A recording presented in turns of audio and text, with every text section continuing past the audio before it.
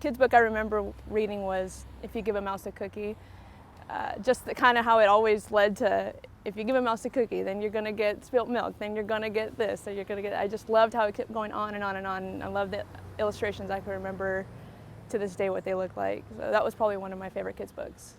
I can remember as a kid being a huge Marbles and Pogs fan.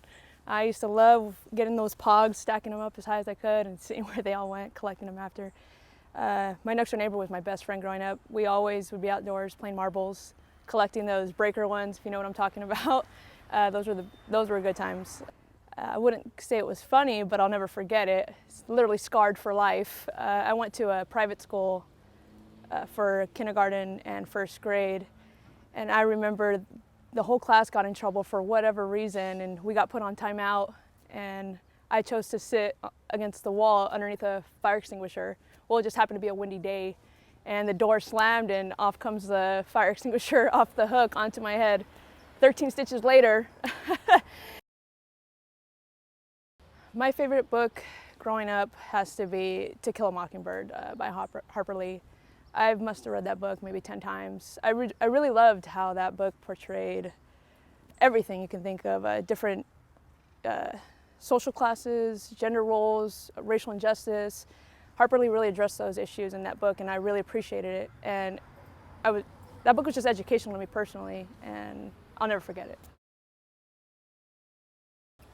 My first job was when I was 16. I was a professional ice cream scooper at Baskin-Robbins, 31 flavors. Let's just say I perfected the perfect 3-ounce ice cream scoop.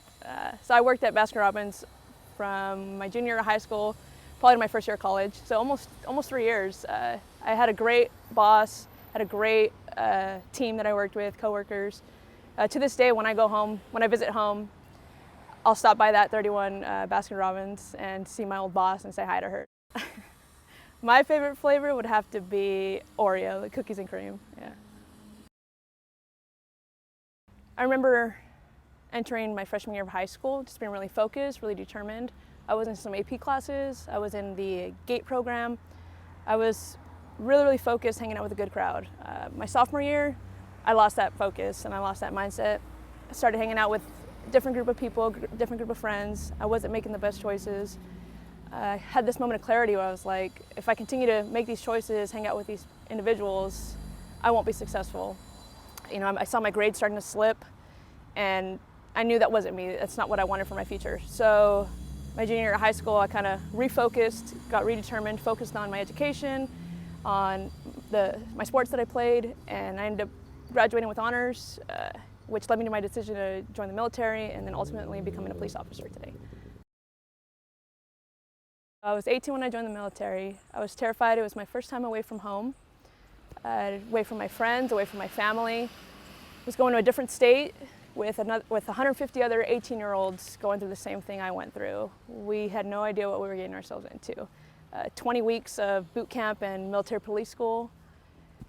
I learned a ton, but those first 2-3 weeks, I'll be completely honest, there were nights where I cried myself to sleep. I was scared. I wanted to go home. I had no idea what I had gotten myself into. Looking back at it now, I'm so glad I made that decision to join the military. It helped me get where I'm at today. It helped me be the person I am today. I learned so much from the military. It's not for everyone. It was for me, but it's not for everyone. But I am very grateful that I joined the military at the age that I did, at such a young age, 18, because I definitely would not be who I am today without that.